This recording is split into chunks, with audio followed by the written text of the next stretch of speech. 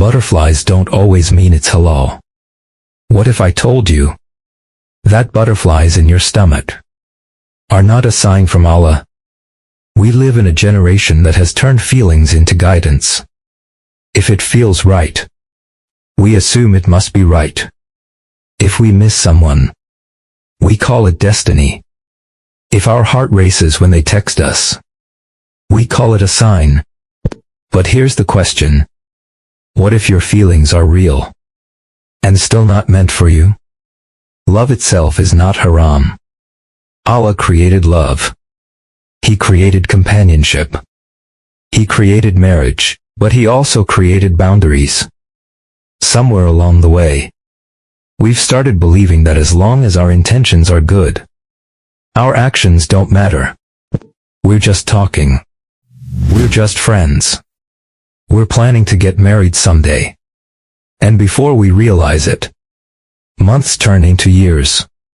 He knows everything about you, except how to ask for your hand in marriage. Here's the truth. Butterflies are not guidance. Peace is.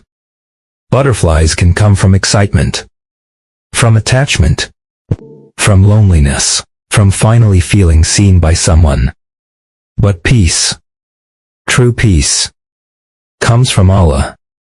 Ask yourself, is this relationship bringing me closer to Allah or further away from Him? Do I feel peace after talking to them, or guilt? Would I be comfortable if Allah showed these messages to me on the Day of Judgment? Those are difficult questions, but they're important. Islam doesn't tell us to stop loving. Islam teaches us how to protect love. Because Allah knows something we often forget. The wrong person at the wrong time can take your heart away from the one who created it.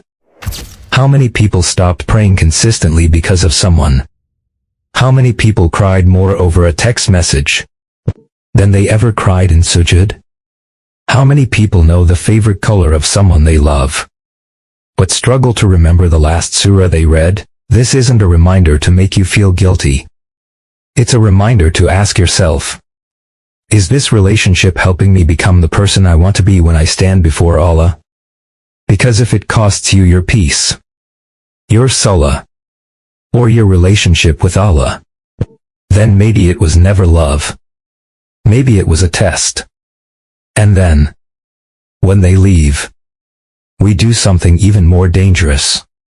We begin asking questions we were never meant to ask. Ya Allah, why did you take them away from me? Why did you let me love them in the first place? Why did you answer their du'as but not mine?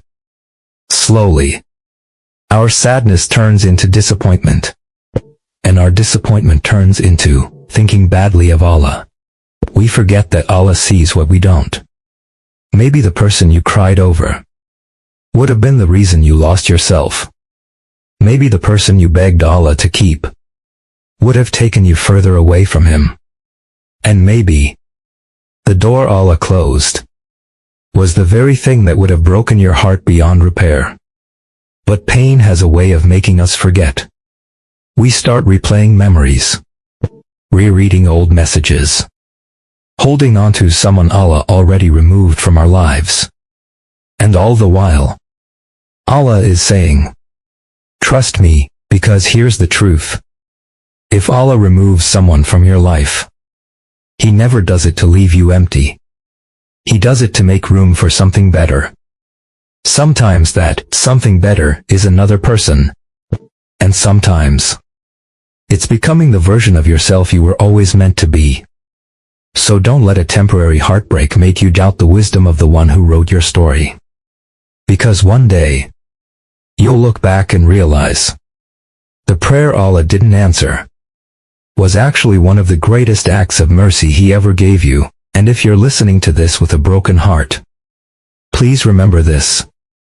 Allah is not taking love away from you. He is protecting it. Because the love that begins with Allah will never make you choose between Him and another person. Ending. So the next time someone gives you butterflies, don't ask, is this my person? Ask, Is this bringing me closer to Allah? Because butterflies are temporary, but the decisions you make because of them can affect your entire life. And remember, not every feeling is a sign. Sometimes it's simply a test. Assalamu alaikum wa rahmatullahi wa barakatuh.